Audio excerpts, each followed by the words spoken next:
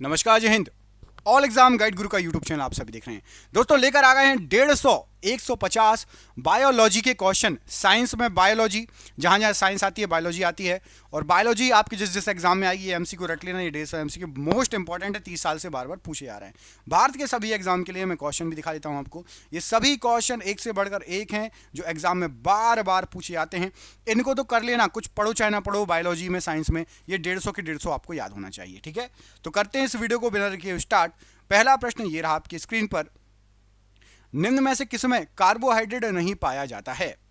Carbohydrate यहां पर आपको जो ऑप्शन दिए गए हैं किसमें नहीं पाया जाता है, ये प्रश्न है।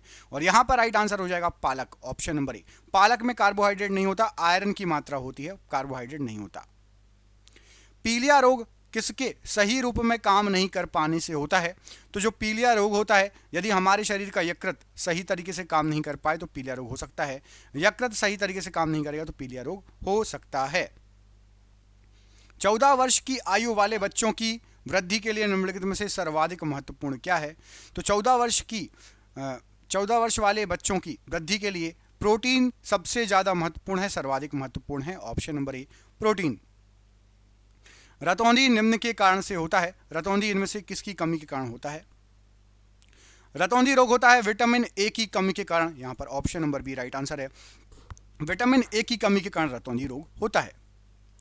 कोलेस्ट्रॉल किससे संबंधित है? कोलेस्ट्रॉल इनमें से किससे संबंधित है? कोलेस्ट्रॉल। तो कोलेस्ट्रॉल जो है आपका ये वसा से संबंधित है, ऑप्शन नंबर डी वसा से संबंधित है।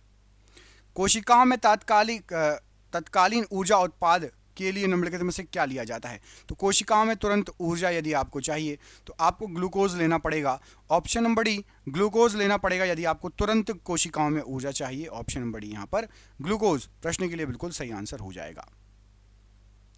टीबिया शरीर के किस अंग का नाम है? टीबिया शरीर के किस अंग का नाम है? तो पैर की हड्डी, ऑप्शन नंबर यहां पर आपकी राइट आंसर हो जाएगा, टीबिया कहलाती है।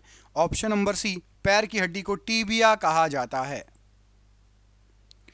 पारिस्थितिकी तंत्र में उच्चतम पोषण स्तर किसे प्राप्त होता है? तो पारिस्थितिकी तंत्र में सबसे उच्चतम पोषण स्तर जो सर्वाहारी होते हैं, हर चीज खा लेते हैं, सर्वाहारियों को प्राप्त होता है।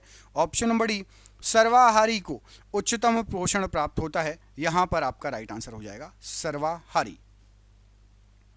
ट्रिप्सिन का निर्माण होता है कहां पर? ट्रिप्सिन का निर्माण शरीर में कहां पर होता है?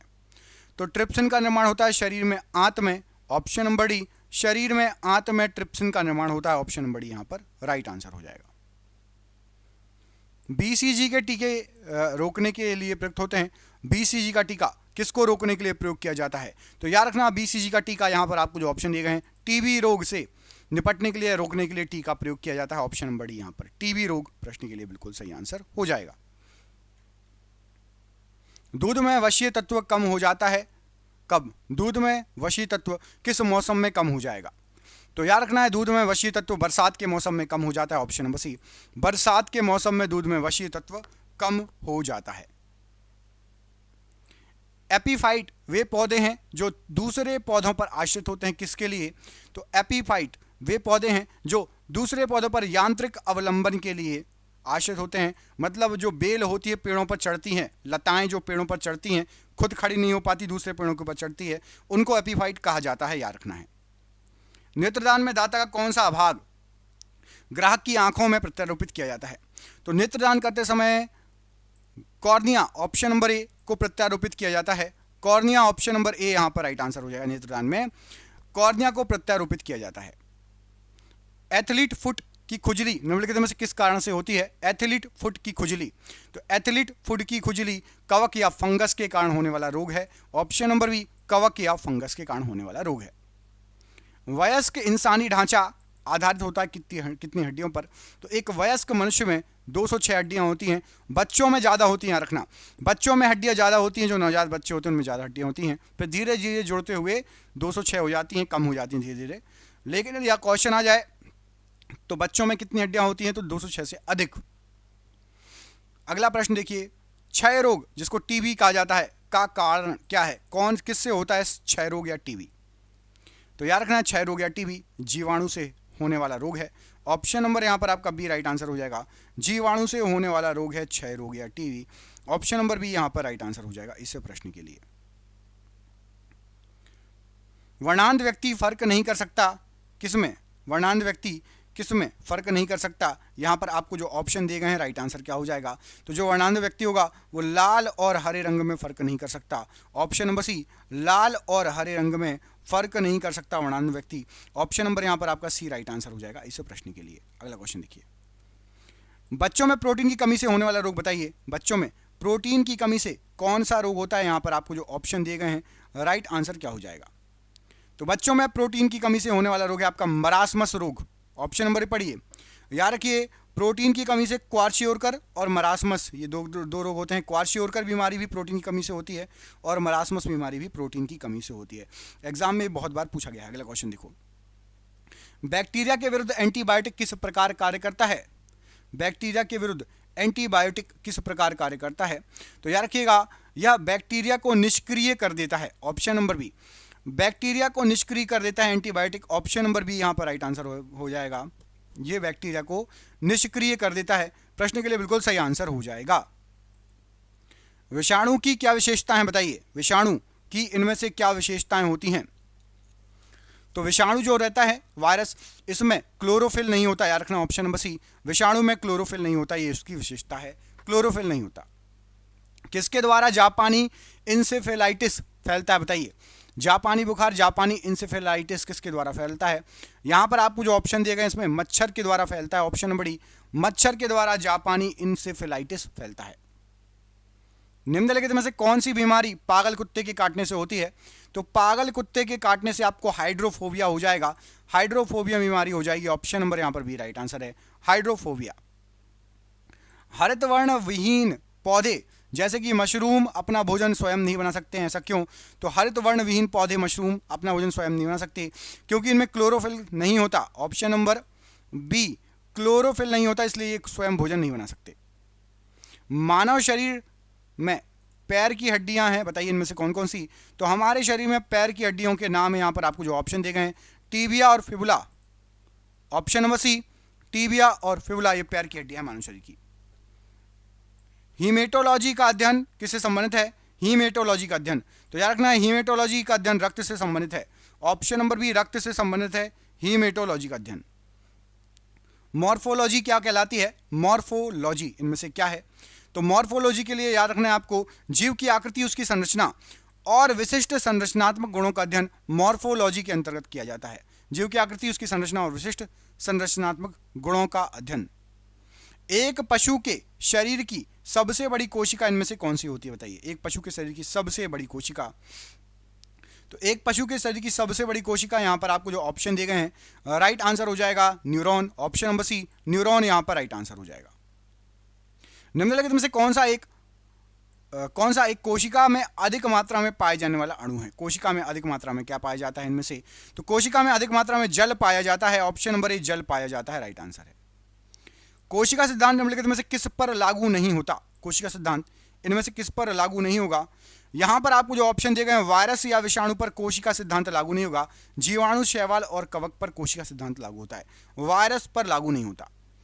कोशिका प्रकार्यात्मक क्रियाओं का नियंत्रण कौन करता है। तो कोशिका के फंक्शनल क्रियाओं का नियंत्रण या प्रकार्यात्मक क्रियाओं का नियंत्रण ये केंद्रक के द्वारा होता है। ऑप्शन नंबर यहां पर आपका डी राइट आंसर है, केंद्रक। इनमें से कौन सी कोशिकाएं जड़ों से पौधों के अन्य भागों तक जल का परिचालन करती हैं। तो जड़ों से पौधों के अन्य भागों तक जल का परिचालन जाइलम के द्वारा किया जाता है। जाइलम पेड़ों में जल लेकर जाता है, कोशिकाओं में जड़ों से पौधों में जल लेकर जाता है। निम्नलिखित में से कौन पौधों में जल का वहन करने से संबंधित है। तो यहां पर आपको जो ऑप्शन दिए गए हैं राइट आंसर हो जाएगा आपका जाइलम। जा से जाइलम, जा से जल। Option number C right answer है।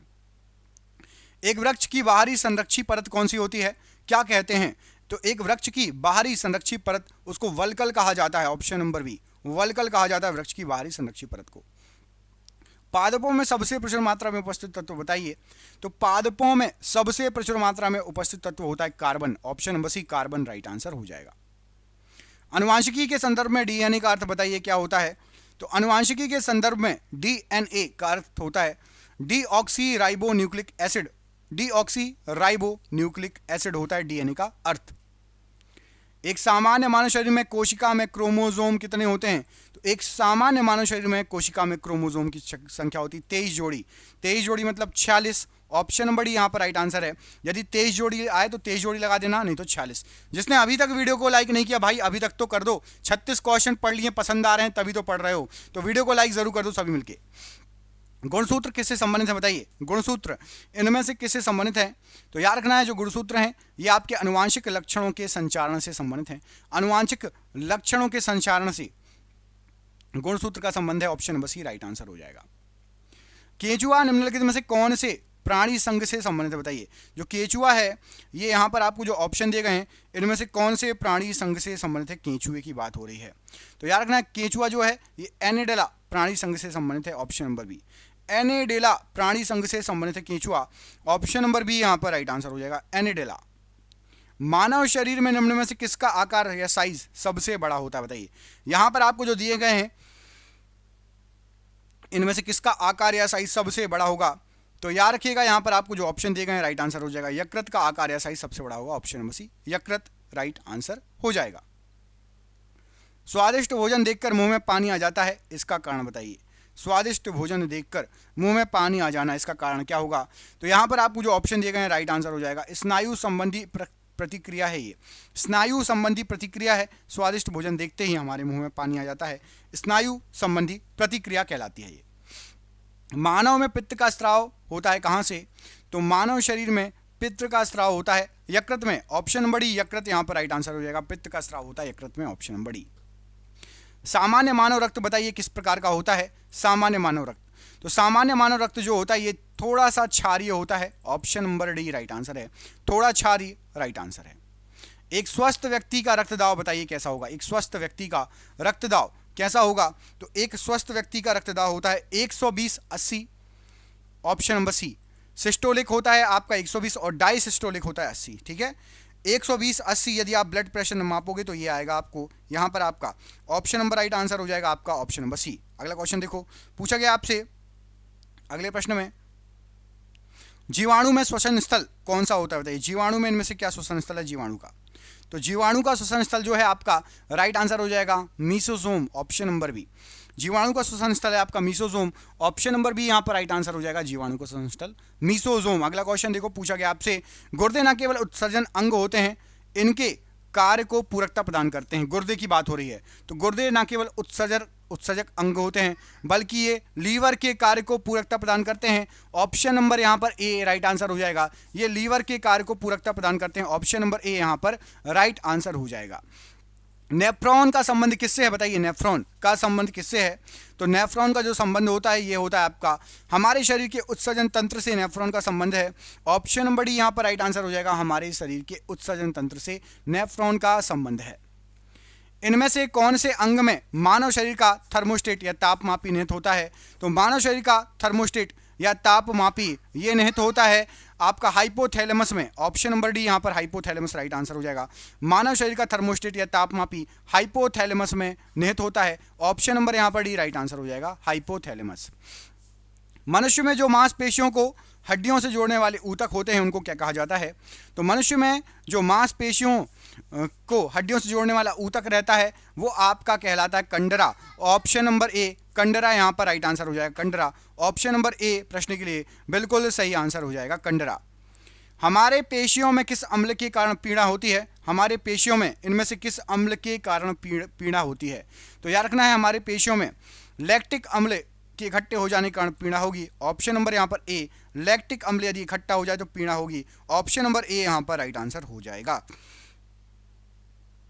एक औसत वयस्क मनुष्य के कंकाल में हड्डियों की कुल संख्या, बहुत इजी क्वेश्चन है। तो एक औसत वयस्क मनुष्य के शरीर में हड्डियों में कंकाल की संख्या है 206। आपको बता चुका हूं, बच्चों में ज़्यादा होती है, वयस्कों में 206 फिक्स।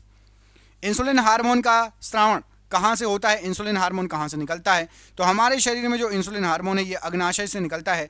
ऑप्शन नंबर यहाँ पर आपका राइट आंसर हो जाएगा डी, अग्नाशय से हमारे शरीर में इंसुलिन हार्मोन निकलता है। यहाँ पर ऑप्शन नंबर डी प्रश्न के लिए बिल्कुल सही आंसर हो जाएगा, अग्नाशय से। ऑप्शन नंबर डी यहाँ पर प्रश्न के लिए राइट आंसर हो जाएगा।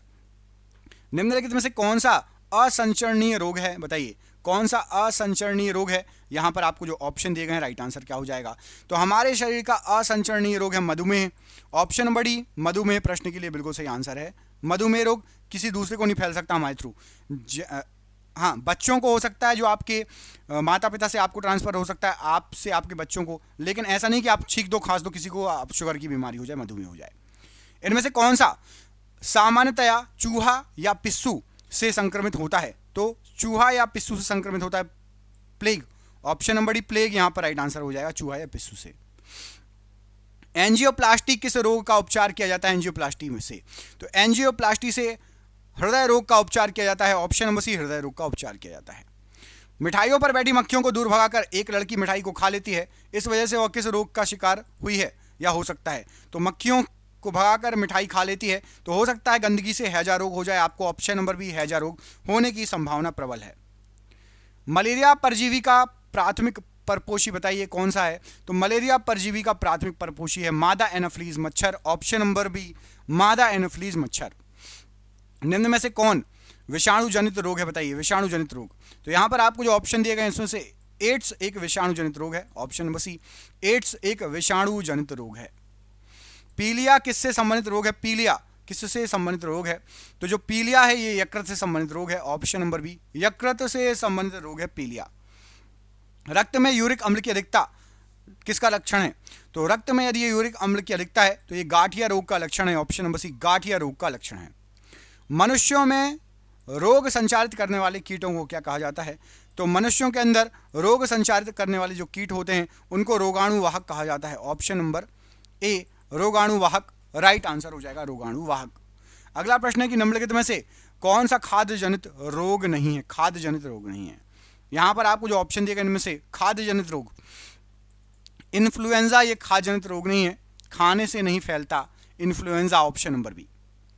मधुमेह सामान्यतः किसका परिणाम है? मधुमेह या शुगर की बीमारी, तो हमारे शरीर का में कम इंसुलिन बनना या स्राव होना, ये इससे मधुमेह रोग हो सकता है। ऑप्शन नंबर ए कम इंसुलिन बनना। जल से भय किस रोग के का लक्षण है? तो पानी से डर लगता है रेबीज से, जब कुत्ता काट देता है तब रेबीज की बीमारी हो जाती है, इससे पानी से डर लगने लगता है रेबीज। प्रोटीन की कमी से होने वाले रोग की पहचान कीजिए। तो हमारे शरीर में प्रोटीन की कमी से यहाँ पर आपको जो रोग दिए गए इनमें से क्वाशियोरकर बीमारी हो सकती है। ऑप्शन नंबर डी क्वाशियोरकर बीमारी हो सकती है हमारे शरीर में यदि आपको प्रोटीन की कमी हो। किसकी न्यूनता के कारण रक्त अल्पता और रोग होता है? रक्त अल्पता मतलब रक्त की कमी, तो याद रखना फॉलिक अम्ल कम हो, लोहा आयरन की कमी हो, विटामिन B12 की कमी हो, इनसे आपको रक्त अल्पता की बीमारी हो सकती है। ऑप्शन नंबर डी रक्त अल्पता की बीमारी हो सकती है यदि इन तीनों की कमी होगी शरीर में। हम आलू के पौधे का कौन सा भाग खाते हैं? आलू के पौधे का कौन सा भाग खाते हैं? तो हम आलू के पौधे का तना खाते हैं। ऑप्शन नंबर डी आलू का जो आलू होता है वो तना होता है, पौधे का तना। रंध्र स्थित होते हैं किसमें बताइए? रंध्र किसमें स्थित होते हैं? तो रंध्र या छिद्र छोटे छोटे ये पत्तों में स्थित होते हैं, पत्तों में होते हैं रंध्र। ऑप्शन नंबर सी पत्तों में होते हैं रंध्र, याद रखना। पौधों में पानी का अवशोषण मूल रोम द्वारा एक प्रक्रिया से होता है, वह प्रक्रिया क्या कहलाती है?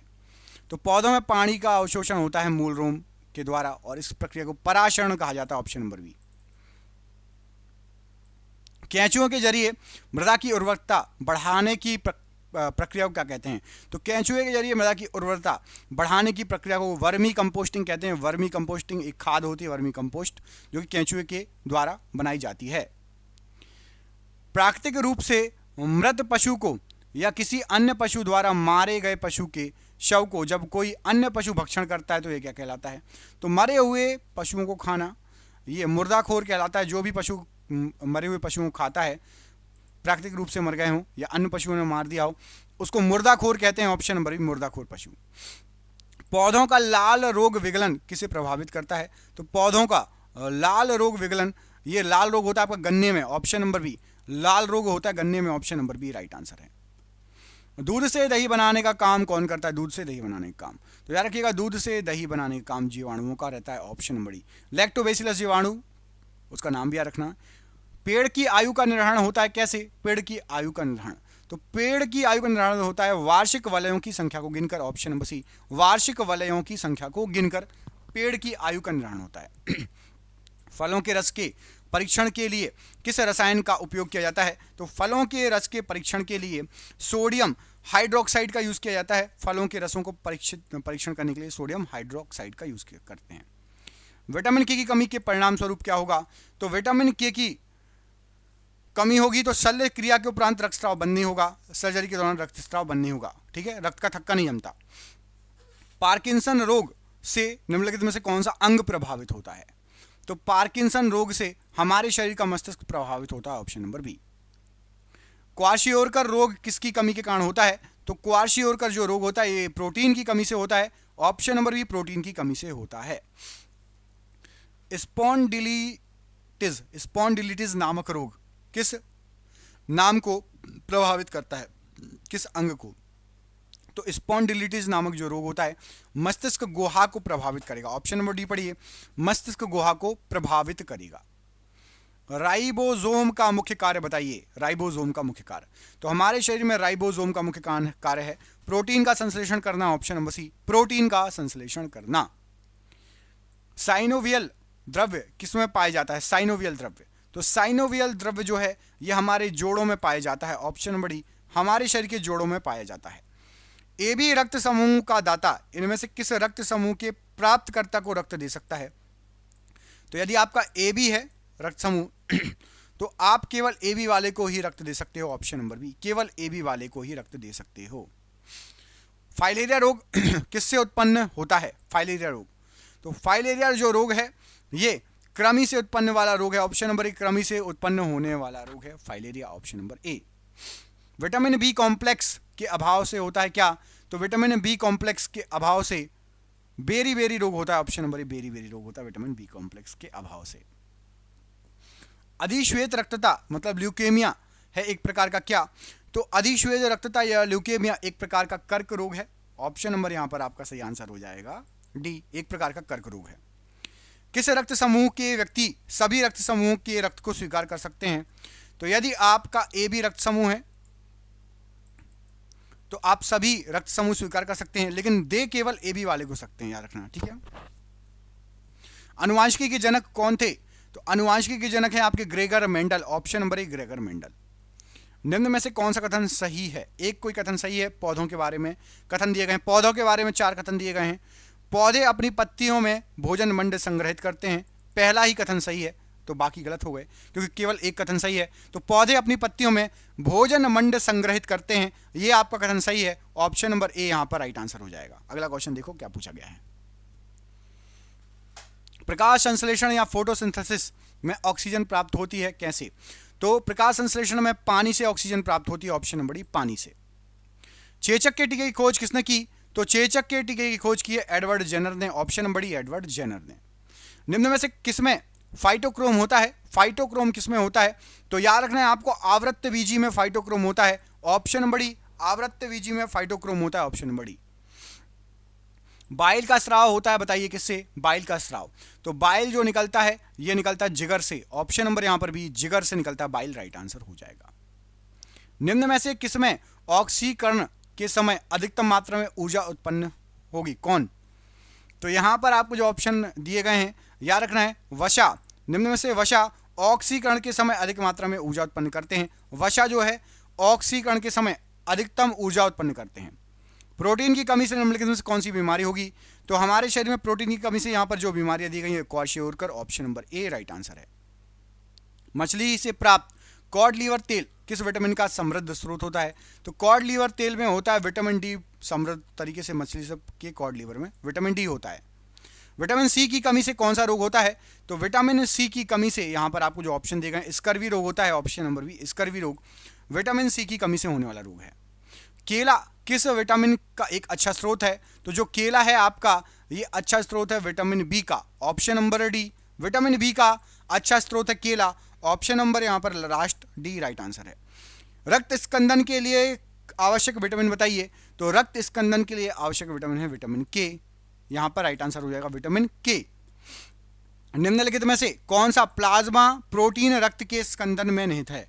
तो प्रोटीन रक्त के स्कंदन में फैब्रिनोजेन जो है निहित होता है, फैब्रिनोजेन, ऑप्शन नंबर बी। जीवधारियों में नई प्रजाति का क्रमिक विकास करने की संभावना इनमें से किसमें अधिक है? तो क्रमिक विकास करने की संभावना द्विवर्ण अणुओं के विभाजन में अधिक है, ऑप्शन नंबर ए द्विवर्ण अणुओं के विभाजन में। एक पारंपरिक रक्तचाप मापने वाले उपकरण जिसमें चिकित्सक को पारे की कॉलम से उतार चढ़ाव नजर आता है, हस्तचालित वायु पंप किससे जुड़ा होता है? तो जो पुराने ज़माने में, आजकल तो डिजिटल बीपी वाले मीटर आ गए हैं, आपको कहीं कहीं पुराने डॉक्टरों के पास ये पुराने वाले मिल जाएंगे। तो इसमें जो हस्तचलित पंप रहता है ये मरकरी की कॉलम से जुड़ा होता है, पारा ऊपर नीचे होता है, उससे पता चलता है। ऑप्शन नंबर यहाँ पर डी राइट आंसर हो जाएगा। जो पुराना बीपी मापने वाला मशीन रहता है मरकरी के कॉलम रहता है उसमें। इनमें से कौन सा रक्त समूह यूनिवर्सल या सार्वभौमिक दाता माना जाता है? तो सार्वभौमिक दाता यहाँ पर राइट आंसर हो जाएगा आपका ओ, ऑप्शन नंबर बी ओ रक्त समूह को माना जाता है सार्वभौमिक दाता। ट्रिपल वैक्सीन टीका नवजात शिशु को निम्न में से किस रोग के खिलाफ प्रतिरोधक क्षमता प्रदान करता है? तो ट्रिपल वैक्सीन जो टीका होता है ये काली खांसी, टिटनेस और डिप्थीरिया से जो है प्रतिरोध प्रदान करता है। ऑप्शन नंबर सी काली खांसी, टिटनेस और डिप्थीरिया राइट आंसर है। डीपीटी के उपयोग से रोकथाम होती है इनमें से किसकी? डीपीटी से इनमें से किसकी जो है रोकथाम होती है? तो डीपीटी से आपकी डिप्थीरिया रोग से रोकथाम होगी। ऑप्शन नंबर यहां पर आपका सी डिप्थीरिया रोग राइट आंसर है। कीड़ों में निर्मोचन इसके द्वारा नियंत्रित किया जाता है। कीटों में, तो कीटों में जो निर्मोचन होता है इसको नियंत्रित किया जाता है आपका एक्डायसोन के द्वारा। ऑप्शन नंबर बी एक्डायसोन के द्वारा कीटों में जो निर्मोचन होता है इसको नियंत्रित किया जाता है। सूर्यमुखी में पुष्पक्रम का प्रकार यह है। तो सूर्यमुखी में जो पुष्पक्रम होता है वो होता है गुच्छिकायन पुष्पक्रम। ऑप्शन नंबर बी सूरजमुखी में गुच्छिकायन पुष्पक्रम होता है, गुच्छे जैसा गुच्छिकायन पुष्पक्रम। Option number B right answer है। सभी सजीव पदार्थ अपने श्वसन के लिए ऑक्सीजन का उपभोग करते हैं। पौधों द्वारा किस समय ऑक्सीजन की पुनः पूर्ति की जाती है? तो पौधों द्वारा ऑक्सीजन की पुनः पूर्ति दिन के समय करते हैं। ऑप्शन नंबर डी पौधे दिन के समय जो है पुनः पूर्ति करते हैं। ऑप्शन नंबर यहां पर डी दिन के समय राइट आंसर हो जाएगा। कौन सा ट्रिपल एंटीजन के द्वारा प्रतिरक्षित नहीं है? इनमें से कौन सा ट्रिपल एंटीजन जो रहता है डीपीटी का टीका कौन सा प्रतिरक्षित नहीं है? तो याद रखना आपका टिटनेस, डिप्थीरिया, काली खांसी है, टाइफाइड नहीं है उसमें। ऑप्शन नंबर ए टाइफाइड प्रतिरक्षित नहीं है। टिटनेस, डिप्थीरिया और काली खांसी जो है ये प्रतिरक्षित है। ऑप्शन नंबर यहां पर आपका ए राइट आंसर है। टाइफाइड नहीं है ट्रिपल एंटीजन में, टिटनेस, डिप्थीरिया, काली खांसी है। निम्नलिखित में से कौन सा विटामिन पानी में घुलनशील होता है, पानी में घुल जाता है? तो यहां पर आपको जो ऑप्शंस दिए गए हैं पानी में घुलनशील विटामिन है आपका विटामिन सी, विटामिन बी और विटामिन सी पानी में घुल जाता है, याद रखना, ठीक है। निम्नलिखित में से कौन सा शरीर के ऊतकों में वृद्धि, विकास और सुधार के लिए महत्वपूर्ण है? तो शरीर के ऊतकों में वृद्धि, विकास और सुधार के लिए यहां पर आपको जो ऑप्शंस दिए गए हैं राइट आंसर हो जाएगा महत्वपूर्ण प्रोटीन। ऑप्शन नंबर ए प्रोटीन जो है शरीर के ऊतकों में वृद्धि करता है, विकास करता है और सुधार करता है, याद रखना, ठीक है, प्रोटीन ऑप्शन नंबर ए। शरीर में लोहे की कमी से निम्नलिखित में से कौन सी बीमारी हो जाती है? तो शरीर में लोहे की कमी से रक्त क्षीणता हो जाती है। ऑप्शन नंबर सी रक्त क्षीणता राइट आंसर हो जाएगा। मलेरिया परजीवी का प्रथम पोषक बताइए कौन सा है? मलेरिया परजीवी, तो मलेरिया परजीवी का प्रथम पोषक होता है मादा एनोफिलीज मच्छर। Option number C. निम्न में से कौन सा एक कवक रोग है? कवक के द्वारा होने वाला रोग बताओ। तो कवक के द्वारा होने वाला रोग यहां पर आपको जो ऑप्शन दिए गए हैं रिंगवर्म या रिंग रोग जो है एक कवक के द्वारा होने वाला रोग है। ऑप्शन नंबर ए। हीमोग्लोबिन में धातु अंश क्या है? हीमोग्लोबिन में धातु अंश क्या है? तो हीमोग्लोबिन में होता है लोहा, लोहा कहते हैं Fe, लोहे का रासायनिक प्रतीक है Fe। Option number C. Haemoglobin का कार्य बताइए शरीर में क्या होता है? तो हमारे शरीर में हीमोग्लोबिन का कार्य है ऑक्सीजन का संवहन करना। ऑप्शन नंबर ए ऑक्सीजन का संवहन करना। इनमें से किस रक्त समूह का व्यक्ति किसी भी रक्त का समूह को का रक्त ग्रहण कर सकता है? तो याद रखना यदि आपका ए बी रक्त समूह है तो आप किसी से भी खून ले सकते हो, लेकिन सिर्फ ए बी वाले को खून दे पाओगे, ले किसी से भी सकते हो। टीबिया नामक हड्डी पाई जाती है कहां पर? तो शरीर में टीबिया नामक हड्डी पांव में पाई जाती है। ऑप्शन नंबर सी पांव में। नींबू में कौन सा अम्ल होता है? नींबू में कौन सा अम्ल होता है? तो नींबू में आपका सिट्रिक अम्ल होता है। ऑप्शन नंबर डी सिट्रिक अम्ल होता है नींबू में। Option number D. इनमें से किस विटामिन की अनुपस्थिति के कारण कैल्शियम की कमी हो जाएगी? तो आपके शरीर में यदि विटामिन डी की अनुपस्थिति है तो आप कितना भी दूध पी लो कैल्शियम आपको शरीर को लगेगा नहीं। विटामिन डी सही मात्रा में होना चाहिए तो कैल्शियम आपके शरीर में लगेगा। किस मानवांग में सर्वाधिक कोलेस्ट्रॉल उत्पादित होता है? सबसे ज्यादा कोलेस्ट्रॉल तो याद रखना, सबसे ज्यादा कोलेस्ट्रॉल यकृत या लीवर में उत्पन्न होता है। ऑप्शन नंबर ए, यकृत या लीवर। स्कर्बिक एसिड इनमें से किस विटामिन का नाम है? Ascorbic acid. तो यहां पर आपको जो विटामिन दिए गए हैं, विटामिन सी का नाम है ascorbic acid. Option number C, vitamin C को स्कर्बिक एसिड कहा जाता है। यदि शुतुरमुर्ग विश्व की सबसे बड़ा पक्षी है तो दूसरी सबसे बड़ी पक्षी बताइए। शुतुरमुर्ग विश्व का सबसे बड़ा पक्षी है और दूसरा है emu. Option number B, emu दूसरा सबसे बड़ा पक्षी है विश्व में, emu. Option number B. AIDS बीमारी में डी का तात्पर्य क्या होता है, फुल फॉर्म क्या होता है? तो डी का फुल फॉर्म होता है डिफिशियंसी। ऑप्शन नंबर यहां पर सी, डिफिशियंसी राइट आंसर हो जाएगा, डी का फुल फॉर्म। आप एड्स का पूरा फुल फॉर्म बताओ क्या होता है, एड्स का फुल फॉर्म क्या होता है? कमेंट बॉक्स में कमेंट करके बताइए। निम्नलिखित में से किस रोग में रोगाणु खुले घाव से होकर प्रवेश कर जाते हैं? तो रोगाणु खुले घाव से होकर टिटनेस रोग में प्रवेश कर जाते हैं। ऑप्शन नंबर ए, टिटनेस। डैश में प्रतिरक्षी बनते हैं, प्रतिरक्षी इनमें से किस में बनते हैं? तो हमारे शरीर में प्रतिरक्षी जो बनते हैं वो लसिका में बनते हैं। ऑप्शन नंबर डी, लसिका में प्रतिरक्षी बनते हैं। Option number D.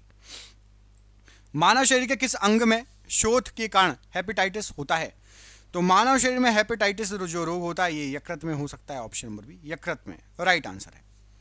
निम्नलिखित में से कौन सा मांसभक्षी पौधा है? तो मांसभक्षी पौधा जो है आपका, यह है वटरवर्ड, ये मांसभक्षी पौधा है। बटरवर्ड मांसभक्षी पौधा है। प्रायः किस जीव को किसान का अच्छा मित्र कहा जाता है? तो किसान का अच्छा मित्र कहा जाता है केंचुए को। ऑप्शन नंबर एक, केंचुआ किसान का मित्र कहलाता है। इनमें से कौन सा एक कीट के शरीर का उत्सर्जन है? तो कीट के शरीर का उत्सर्जन है यहाँ पर मोती, लाक्षा, मूंगा में से लाक्षा, ये कीट के शरीर का उत्सर्जन है लाक्षा। Option number B. पारायौगिक युक्त औद्योगिक कचरे द्वारा प्रदूषित मछलियां खाने से कौन सा रोग हो जाएगा? तो पारायौगिक युक्त औद्योगिक कचरे से प्रदूषित मछलियां जो रहती हैं यदि आप वो खाओगे तो आपको मीना मेटा रोग या मीना माता रोग हो जाएगा। ऑप्शन नंबर बी, मीना माता रोग राइट आंसर है। मानव शरीर में मांसपेशियों की संख्या बताइए। तो हमारे शरीर में मांसपेशियों की संख्या होती है 639। Option number D, 639। शैवालों के अध्ययन से जुड़ी वनस्पति शास्त्र की शाखा? तो शैवालों के अध्ययन से जुड़ी वनस्पति शास्त्र की शाखा है phycology. Option number C, phycology. Principle of biology नामक अपनी पुस्तक में किस जीव वैज्ञानिक ने सर्वाइवल ऑफ द फिटेस्ट कथन का सबसे पहले उपयोग किया है? तो सर्वाइवल ऑफ द फिटेस्ट ये चार्ल्स डार्विन ने इसका उपयोग किया। ऑप्शन नंबर ए, चार्ल्स डार्विन राइट आंसर है। अगला क्वेश्चन है मानव गुर्दे में होने वाली पथरी में अधिकतम मात्रा में कौन सा पदार्थ पाया जाता है? तो मानव गुर्दे में जो पथरी होती है उसमें आपका पाया जाता है, राइट आंसर हो जाएगा कैल्शियम ऑक्सलेट। ऑप्शन नंबर ए, कैल्शियम ऑक्सलेट। ग्लूकोज की आवश्यकता होने पर निम्नलिखित में से कौन सा अंग संचित ग्लाइकोजन को खंडित कर ग्लूकोज में परिवर्तित कर देता है? तो राइट आंसर हो जाएगा हमारे शरीर में यकृत है। ये जो ग्लूकोज की जैसी आवश्यकता होती है तो शरीर के अंदर जो ग्लाइकोजन होता है उसको खंडित कर ग्लूकोज में परिवर्तित कर देता है। पक्षी तथा चमगादड़ दोनों ही उड़ते हैं, किंतु किस आधार पर चमगादड़ को स्तनधारी वर्ग में माना जाता है जबकि पक्षी को पक्षी वर्ग में? तो चमगादड़ स्तनधारी होता है क्योंकि उसमें डायफ्राम होता है। ऑप्शन बड़ी, डायफ्राम। मनुष्य के शरीर में अधिकांश भोजन कहाँ पचता है? तो हमारे शरीर में अधिकांश भोजन छोटी आंत में पचता है। ऑप्शन नंबर सी, छोटी आंत में। प्रोटीन बनाने के लिए अमीनो अम्ल कितने आवश्यक होते हैं? तो प्रोटीन बनाने के लिए 20 अमीनो अम्ल की आवश्यकता होती है। ऑप्शन नंबर बी, 20 अमीनो अम्ल। निम्न में से कौन सा मानव नेत्र का भाग नहीं है? तो मानव नेत्र का भाग, नेत्र में फीमर नहीं, फीमर हड्डी है, फीमर नहीं है मानव नेत्र का भाग। प्यूलिप, आइरिस और रेटिना है। निम्नलिखित में से किस अम्ल की उपस्थिति हमारे पेट में होती है? तो हमारे शरीर में पेट में हाइड्रोक्लोरिक अम्ल की उपस्थिति होती है। Option number B. मानव शरीर में कार्बोहाइड्रेट के रूप में पुनः संग्रहण होता है किसका? तो मानव शरीर में कार्बोहाइड्रेट के रूप में पुनः संग्रह होता है glycogen. Option number D, glycogen right answer है। ट्रेडमिल टेस्ट कौन सी चिकित्सा से संबंधित है? तो ट्रेडमिल टेस्ट किया जाता है हृदय की चिकित्सा के लिए, हृदय को जांच करने के लिए कि स्वस्थ हो या नहीं। प्रतिजन एक पदार्थ है प्रतिजन एक पदार्थ है जो प्रतिरक्षा संवेग को प्रेरित करता है, प्रतिरक्षा संवेग को प्रेरित करता है। लाइकेन एक प्रकार का द्वैत पादप है जो दो विभिन्न वर्गों के पौधों के सहजीवी सहचर्य से बनता है। ये किन दो वर्गों के पौधे होते हैं? लाइकेन जो रहते हैं वो किन दो वर्गों के पौधे होते हैं? तो याद रखना लाइकेन शैवाल और कवक। लाइकेन जो होते हैं शैवाल और कवक वर्ग के पौधे होते हैं। मनुष्य के शरीर में सबसे छोटी ग्रंथि बताइए। तो मनुष्य के शरीर में सबसे छोटी ग्रंथि पिट्यूटरी ग्रंथि, ऑप्शन नंबर बी। इनमें से किडनी स्टोन या पथरी में क्या पाया जाता है? तो किडनी स्टोन या पथरी कैल्शियम ऑक्सलेट पाया जाता है, option number B calcium oxalate. अमीबता से कौन सा रोग होता है बताइए? अमीबता से कौन सा रोग होता है? तो अमीबता से आपको अमातिसार रोग हो जाएगा, ऑप्शन नंबर ए अमातिसार रोग। आहार नाल में स्टार्च के पाचन में अंतिम उत्पाद क्या है? तो आहार नाल में स्टार्च के पाचन में अंतिम उत्पाद है माल्टोज, ऑप्शन नंबर सी। अम्लीय स्त्रावण किसकी विशेषता है? तो अम्लीय स्त्रावण जो है जठर की विशेषता है, हमारे शरीर में जठर की विशेषता है अम्लीय स्त्रावण।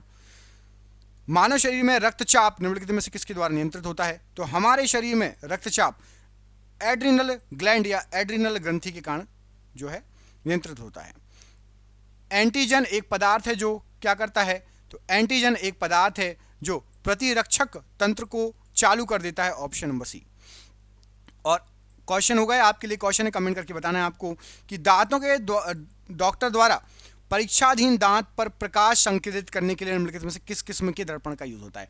दांतों के डॉक्टर किस दर्पण का यूज करते हैं? मैं आपको दो ऑप्शन दे दूं तो ले लीजिए।